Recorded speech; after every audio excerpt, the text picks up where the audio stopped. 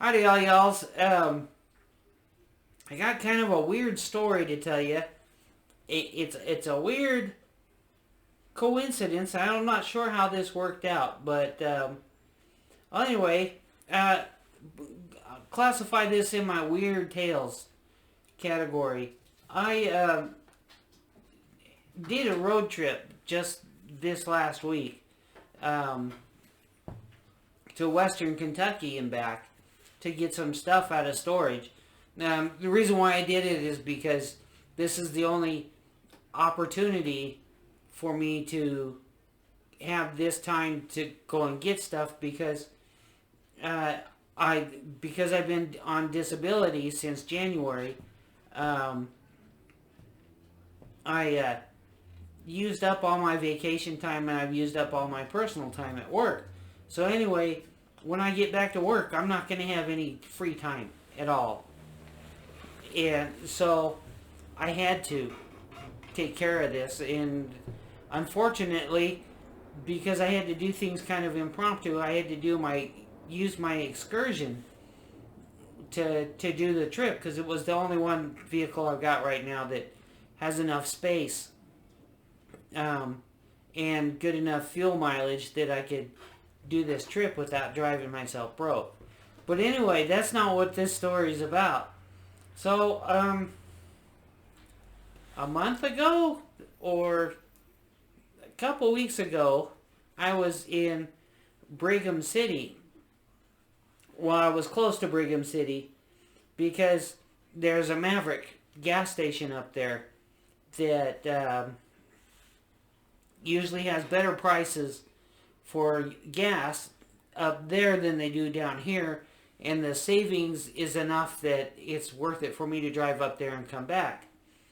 Well, when I was up there, there's this guy that pulled up in a Mercedes-Benz, SUV type, not really SUV, front wheel drive caravan type car.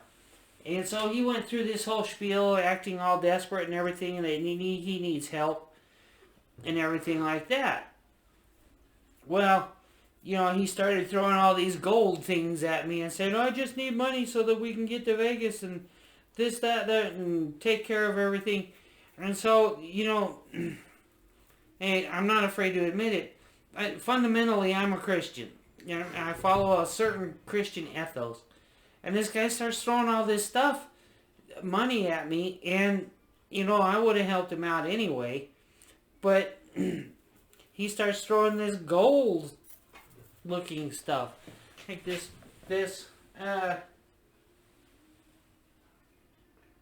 ring and gold chains, stuff like that. And he says nobody will buy the gold from him. So he starts handing me this stuff, and he tried to, my cat, give me a watch, and I'm like, just stop. And so I ended up giving him $100 or so. So it's money that's come out of a place where it's meaningless money. So I helped this guy out.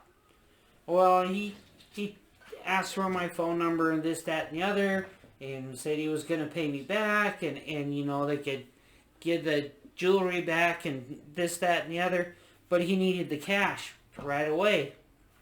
So, okay, well, he's Middle Eastern guy. He looks more like Coptic Egyptian. He's not an Arab by my standards. Round face, kind of a small nose. His ears are different, so I would think he was more from Egypt.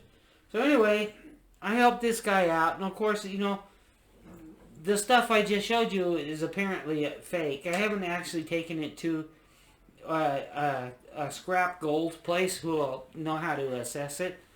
And even then, I don't know if I'm going to take this stuff in. So, my cats are all excited because I'm talking all of a sudden. So, anyway, this is Xena, by the way. So, anyway, that's the lead into the story I'm going to tell you. So, this last weekend, I got in the excursion to go do a trip to Western Kentucky to get some stuff out of storage. So, the way I went, because I've never gone this way before, come on, Doomy. So, anyway, I get in my excursion and I go up through Wyoming, and it's good sailing. No problems or anything like that. And I get through all the road construction in Nebraska. Now, mind you, this incident happened a month or 2 months ago. So, I'm driving in because I'm not used to going this route. My habit is to only drive my vehicle down to half a tank and then I fill it up again. My normal route, I can run. I know exactly where the gas gauge is and my mileage going south through Moab and Four Corners and Shiprock, because I know that route really well. So anyway, every half a tank I'm stopping and fueling up. Now, of course, towards the end in Wyoming, I stopped and got some lotto tickets and everything. And then I go down through Nebraska and I'm driving it, and it's just past sunset, and I have just cleared all of this road construction that they're doing on the freeways down there. And I stopped for fuel, and I pulled into this rinky-dink truck stop gas station. There's an independent place, and so I'm filling up the excursion, and this guy comes up. He says, "Oh, hey, you're from Utah." Now, he is a weather-beaten cowboy. I don't know how to explain it. He's the same kind of people that my family is, cowboy type. The real deal. He wears a cowboy hat because he needs to wear a cowboy hat. He wears cowboy boots because if he's on a horse, and the boots need to be able to slip out of the stirrups. There's practical things that nobody ever thinks about with cowboys. So anyway, he's a cowboy, and he comes up and he starts talking to me, and he's like, "Oh, you're from Utah," and I tell him where I'm from, and it's a Utah thing. You kind of, if you know your family, you say, "Well, my family's from out of Vernal," and anybody who's from Vernal would know by my coloring and my face that I belong to a specific family. They all fight with each other. But anyway, that's not it. So, this guy's talking to me, and he's telling me how his son has just gotten out of the Army, and they're bringing him back to Tremont, which is way northern. It's like the last town before Idaho in Utah. And Tremont's been interesting to me. I want to go up there and check it out. I just don't know how weird it'll feel. It's a small town thing. If I don't have a reason to be there, why am I there? Well, I'm just looking. Well, okay, why are you looking? That chain. So anyway, I'm talking to this guy, and he says he's from Tremont, and it's not registering in my head. This is way into Nebraska. And we're sitting there talking, and he's proud of his son, and he's bringing his son back. He's got his dental degree in the Army, and he's finished working to pay off what he's gained from the Army. So anyway, they got, they're horse people. So they got their SUVs and their horse trailers filled with house stuff from his son, and they're going back to Tremont. So anyway, we're talking, just hashing back and forth, and he's glad to meet somebody coincidentally from Utah. Well, we're sitting there talking, And this blue Dodge, well, not blue, it was black Dodge, pulls up. Okay, I know this body language of the car, for one thing. Certain things register in my head. The guy rolls down the window. Now, mind you, this is a couple months difference. It's the guy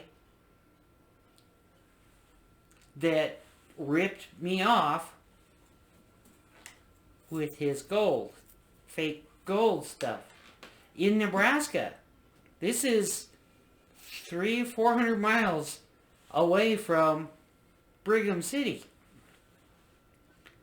And he pulls up and he doesn't really pay attention to me because I was driving my truck, my pickup truck, the last time he saw me. I'm dressed completely different and I have this big black Ford Excursion. So this guy pulls up in this Dodge and says, "Hey, can you help me out?" And I'm like, I walked around the corner of the back of the Excursion and looked at him and I pointed right at him. I says, "I know who you are. You took me for money in Brigham City and you never paid me back." He's like, tried to fake it. And because he was leading into a spiel already. He had his wife in the back seat and his little boy in the front seat. And the car was different, but I know the guy. I mean, you don't forget certain things. So, weird tale. He looks at me and he tries to blow me off.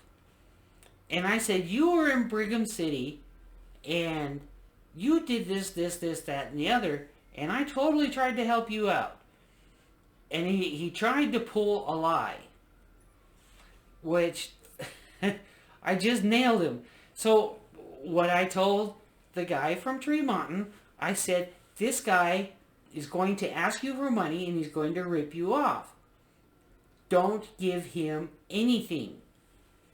And if looks could kill, the guy gave me that murder look. And I told him straight out, don't give him anything.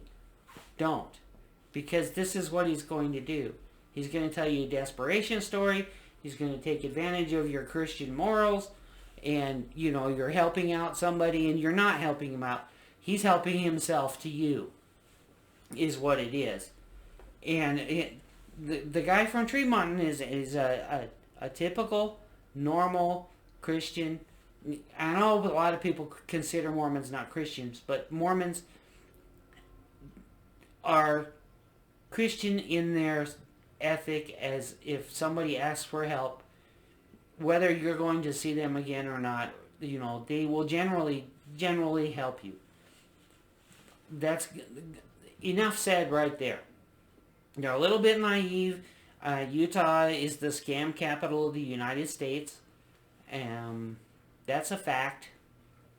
And it's because the people are slightly naive and they're controlled by their elders. So, anyway, this guy rolls up his window in the caravan. Hold on a sec. Let me hide this.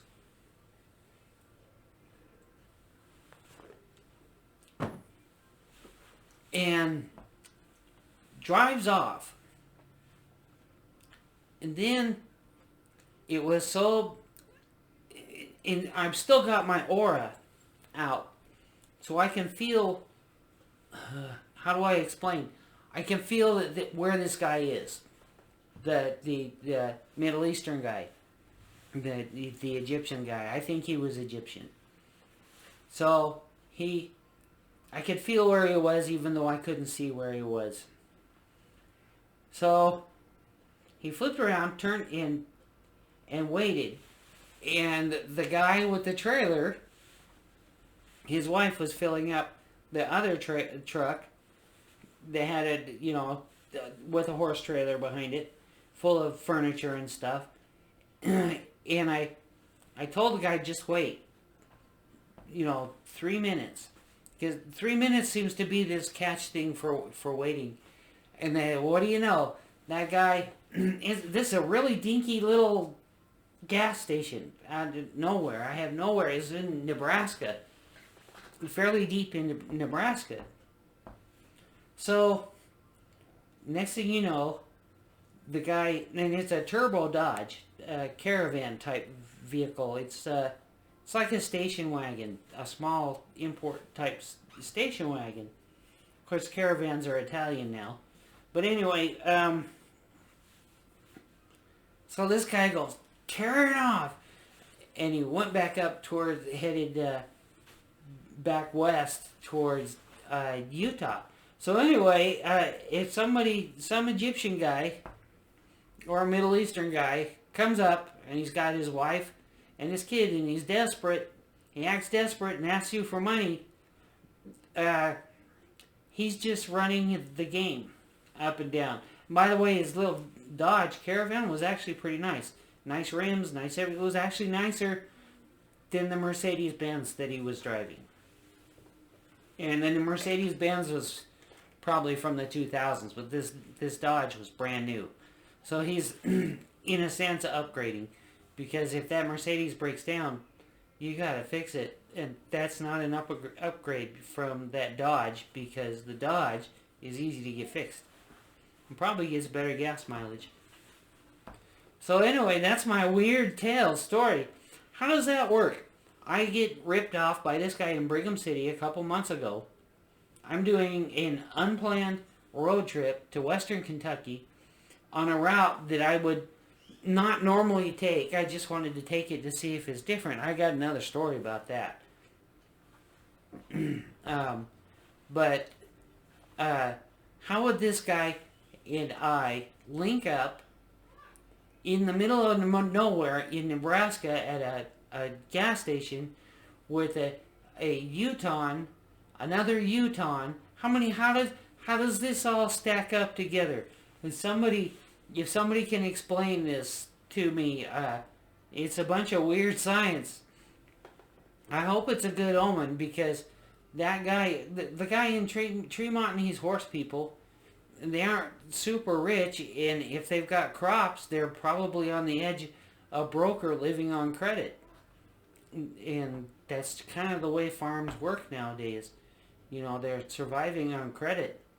And it's kind of sad. My Uncle Denny lost up in Vernal, had 300 acres of alfalfa and some cattle and horses, and he died from the stress of trying to keep the bills going. And 300 acres of alfalfa is not a small crop, and I spent a whole summer with him, so I understand. I mean, my sleeping quarters were a real log cabin.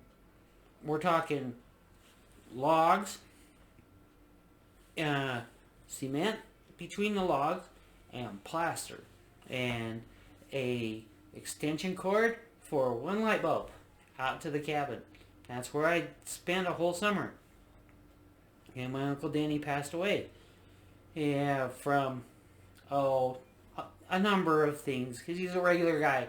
Cowboy. You know, smoke too much, drink too much. I never saw him drink alcohol, though. And I don't have the taste for alcohol. So I think in some parts of the family, the taste for alcohol doesn't run. Unless you're Ute and Navajo. But that's a different story. You're still my family. So anyway, how does that all link up? I hope that's a good omen. You know, that things are going to get better for me. You know, I'm just getting dry throat, and I'm I gotta go to church, so I'm already ready for it. So I don't have to get up in my suit and everything like that, but it's just been a wild trip in my excursion. The trip going out was interesting. So I got more to say about the St. Louis. And then, I don't know. It's just the weirdest set of coincidences. Some people say there's no such thing as a coincidence. But there's got to be a link up somehow, you know. And maybe this guy, maybe I was sent as a message to this guy that things are closing in on him, or maybe I was sent there to protect someone who's potentially a relative in Tremonton, because horse people are horse people, you know. You have families that are interrelated through cousinship and stuff like that, and if they're an older family, they probably know each other. So maybe I was sent to protect this guy from getting ripped off. Who knows how that karma cycle works. So anyway, I'm going to see if I can get this posted before I have to go to church at 7 o'clock. So, thanks for watching, and I haven't been posting. I got a whole bunch of my piping stuff from Kentucky and a bunch of other stuff that people want to see. So anyway, there it is. Thanks for watching. I think I'm Busker Main on Reddit and Instagram, and so, you know, I don't have any expectation for making money from all this stuff, but I do appreciate you guys watching. And also, I wanted to say thank you. I have 3 more subscribers to my channel, which I appreciate. Thanks for doing that for me. And I have a couple of Piper people who are actually being more encouraging on some of my videos that I'm not happy with, but that's okay. If I can help with any suggestions or anything like that, that's great. I know I'm a little bit far away from the camera right now because the way things are going, and my kitty cat's asleep right here. Purring. Oh, she's not asleep. She's purring, listening to me talk. Xena. She's becoming more friendly. Notice that hardly any scars or stuff like that from being tore up. I'm figuring out how to wrestle with this cat without having people think I have some strange disease. So anyway, I am rambling again, and that's my weird story. Thanks for watching, and universe bless, God bless, whatever. You know, if you deserve it, it's coming to you. Yeah. I don't know. Are there some of you that need to run and hide? Okay. Thanks for watching. And I'll probably post another video today. Or tonight. But, yeah.